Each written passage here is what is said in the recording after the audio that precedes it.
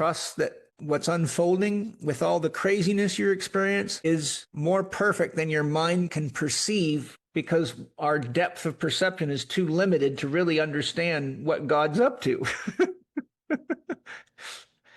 And just get on your knees if need be and say, God, whatever you got going on here, it's crazy making, but I trust you. So I'm going to take a nap now and leave it to you.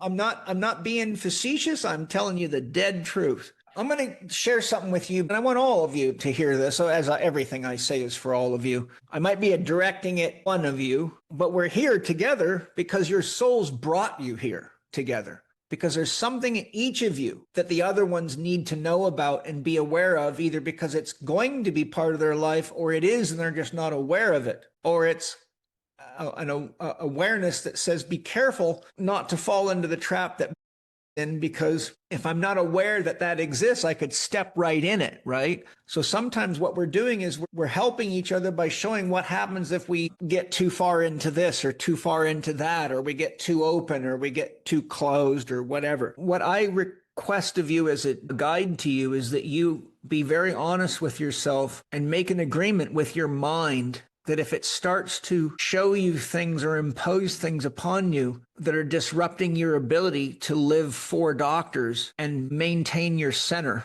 then you ignore it. Because your soul will not put shit into your mind that isn't there to help you be your best, okay? So if I overload my students with so much homework that it stresses the shit out of them and they ultimately break down, I'm a lousy teacher. If I don't give them enough to grow them, I'm a lousy teacher. But we ultimately have to be our own best mother and our own best father and our own best friend and our own best lover. So when you connect yourself to yourself, you have to decide how much dealing with this polarity can you handle before the scales tip too far to one side. If you have to take work off because you're too caught in it, then you're out of balance. If you're working so much that you can't look at the polarity, then you're out of balance. So just get back on your tightrope and say anything that's risking pushing me off this tightrope isn't something that's ideal for me to deal with right now. I'll deal with it when I have the strength to deal with it or the clarity to deal with it.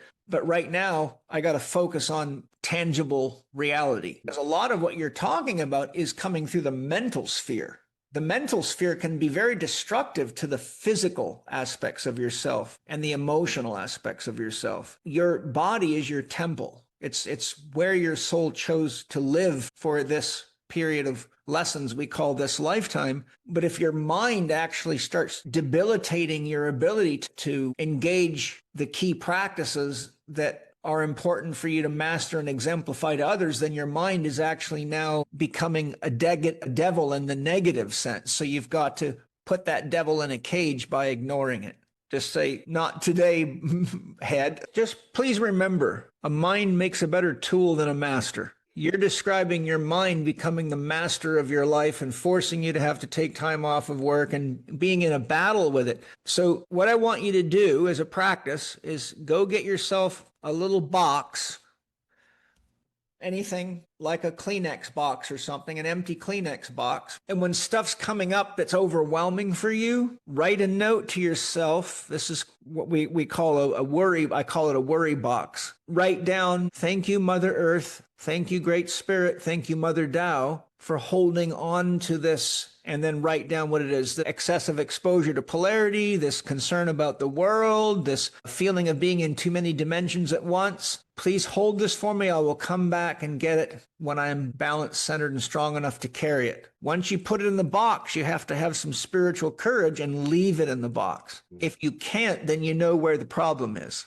Okay, I've given that exercise to many, many people that worry themselves to death and give themselves stomach ulcers, and everyone that's applied it said it was phenomenally powerful. But they said it took them a while to be brave enough to leave it in the box. And when a person can't leave it in the box, my next job as a therapist is to see, what do you need a distraction that's big enough to stop you from looking at what you should really be looking at in your life? You understand my point? So if you can't do it, then my next question is going to be my next investigation, which would probably have to be done privately, because it takes a bit of work. I'm going to say you and I have to figure out what it is that you're running from, that you need a distraction of this magnitude to tie your mind up so you don't have to confront the demon that you don't want to look at. So simple exercise, everybody. When you're challenged in Spirit Gym and you got too much running through you and too much Spirit Gym exercise and you're getting overtrained, get your empty Kleenex box. Thank you, Great Spirit. Thank you, Mother Tao. Thank you, Mother Earth, for holding on to this. Write down what it is you need her to hold.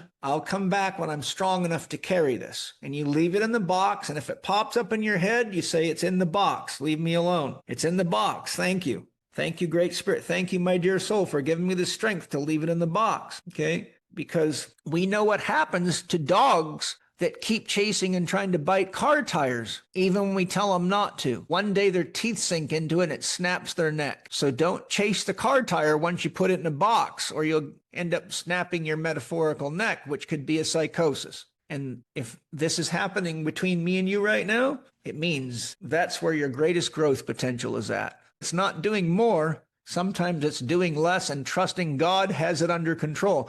Because the worst thing that'll happen is you'll die. Your soul is God, so it can't get trapped. It can just go on a longer journey in some other dimension, which would just be another experience. But ultimately, do you see, at the end of the day, it takes spiritual courage. Here's one of the problems, especially in the Western Hemisphere. People are very good at the gas pedal. Go, go, go, do, more. Look how much I can do. Look how much money I can make. Look how many projects I can start. Look at blah, blah, blah, blah, blah. But they're very lousy at the brake pedal. Then there's the people that have their foot on the brake all the time and they whine and bitch because they can't do anything. I can't make any money. I can't have what I want. I can't find the lover I want. So most people are either too heavy on the gas or too heavy on the brake. You're a gas pedal man. I'm a gas pedal man. You came in here to learn to master that. And if you don't, it'll kill you. It'll kill all of us. It either kills you fast or slow, and slow is worse than fast because it hurts a lot more. So all I'm saying is when it's time to put your message in the box, that's saying I'm going to put on the brake pedal right now, because the faster I drive, the harder it is to focus because things are moving too quick. Where's the kids on the street? Where's the dogs? The faster you drive a car or a motorcycle, the more focus and energy it takes to do it. When your mind's going fast, it takes a lot of energy to keep you from crashing. If you get tired and you're driving a long distance, it's really wise to pull over on the side of the road and take a nap so you don't kill your wife and kids. Okay? So same in Spirit Gym. Exercise the brake pedal when you need it or you crash. Sometimes, paradoxically, for a guy as intelligent and as evolved as you are, it's the very simplest practices that turn out to be the most important. And if it makes you feel any better, the one doctor that I need to pay the most attention to is Dr. Quiet.